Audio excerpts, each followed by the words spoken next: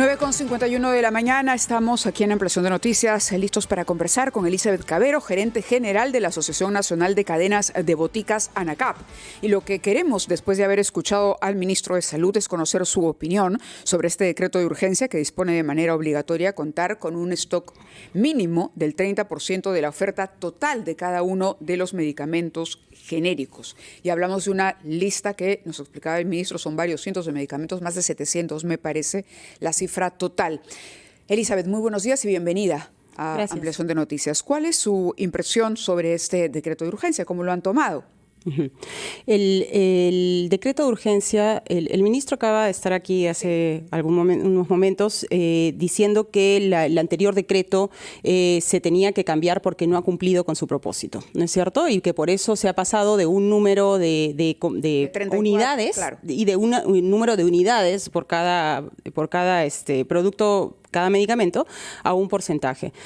Lo que pasa es que nosotros creemos que si no ha funcionado es porque se está poniendo el foco en donde no está el problema. Se está buscando regular al sector privado para garantizar algo que debería garantizar el Estado. Por lo tanto, asumimos que el siguiente decreto, del cual todavía no se sabe el impacto porque aún está por reglamentarse, sí, va a seguir el mismo camino. O sea, ¿cómo va a tener el impacto esperado si tú estás queriendo garantizar el acceso a medicamentos y a la salud, regulando al sector privado, cuando el problema del acceso está en el sector público? ¿Debe existir entonces esta imposición de tener un stock mínimo del 30% de la oferta total de cada uno o se oponen a ello?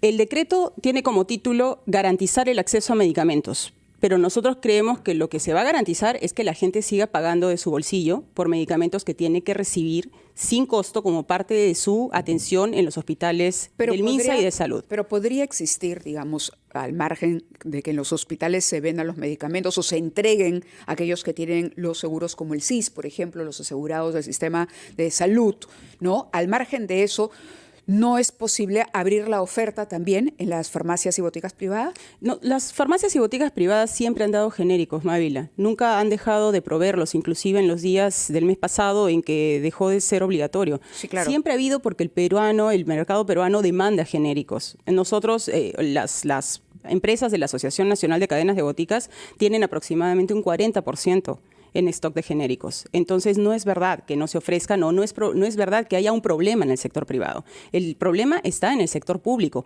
donde las citas se demoran varios meses, donde también los exámenes de imágenes o de laboratorio, y eso es lo que fuerza a las personas a automedicarse y buscar algún tipo de atención en el sector privado, pero es importante volver a enfocar el problema. Solo 4 de cada 10 distritos en el Perú, según la estadística oficial, tienen una farmacia o botica privada. Yo te pregunto. Solo 4 de cada 10 distritos tiene. Así es. Una farmacia. Ese es el cuentan último. Con las farmacias de los hospitales. Y si no, no hay Los manera. otros 6 deberían estar abastecidos con el sector público. Entonces, ¿cómo vamos a hacer en esos otros 6 distritos donde no hay un sector privado al cual obligar?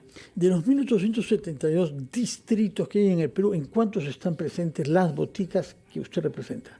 Me agarras con el Pero, número exacto, no, pero es porcentaje. el 40% según el último 40%. informe estadístico de la DIGEMID, el 40% de ¿Y cómo distritos hacen nuestros tienen. compatriotas que viven en los otros distritos? Porque no hay boticas privadas y tampoco hay abastecimiento adecuado en los hospitales públicos, ni en los centros de salud. Cuando tú vas a un hospital, a veces tienes la suerte de encontrar tu receta completa como te la han prescrito, ¿no? Pero creo que no es un secreto y es común que las personas vayan a un hospital y a la farmacia de ese hospital o de esa posta y encuentran que la receta está incompleta o simplemente no la hay. Claro, Todos no tenemos en la familia a alguien que lo padece. Pero entonces, ¿dónde podemos enfocar? O sea, este problema de tratar de resolver un problema que se origina en el sector público a costa del sector privado ha sido, digamos, es el enfoque de este decreto y es el enfoque del proyecto de ley anunciado por el ministro y también de otros que se están anunciando en el Congreso. ¿Por qué a costa si hay demanda de medicamentos genéricos? Parecería que hay una oposición a la venta de genéricos. Para nada, porque los genéricos son demanda continua del mercado peruano. O sea, en el Perú siempre se han ofrecido genéricos. Es más, seguramente los stocks varían de acuerdo al perfil de la botica o farmacia, pero siempre hay de todo tipo, genéricos compuestos, genéricos puros, o sea, siempre los ha habido y se siguen y se seguirán ofertando. ¿Diría que es innecesaria entonces una norma al respecto?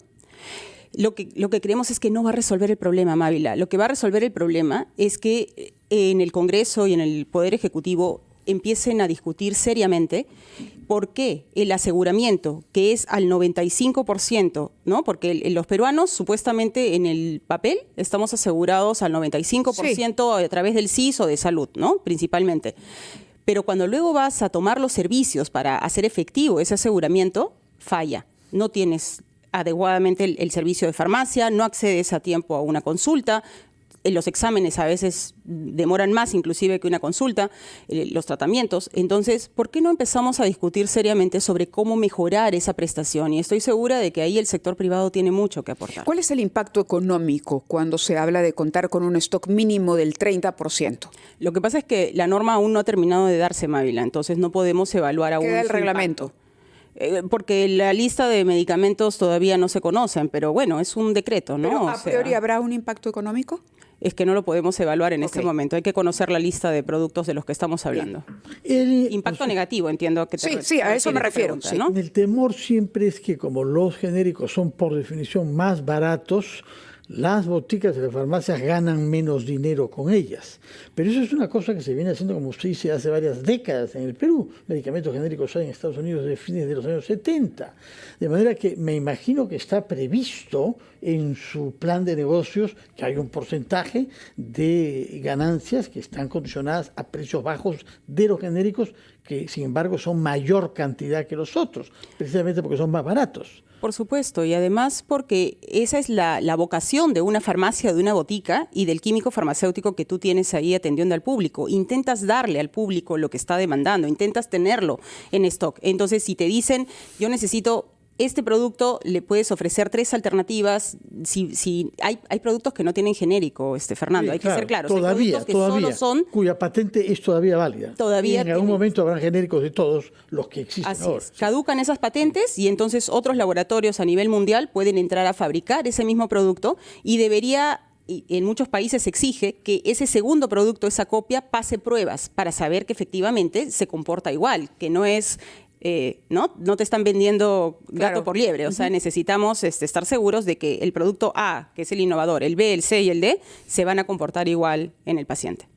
Pues bien, muchas gracias, señora Elizabeth Cavero. Usted es la gerente general de la Asociación Nacional de Cadenas de Boticas, ANACAP.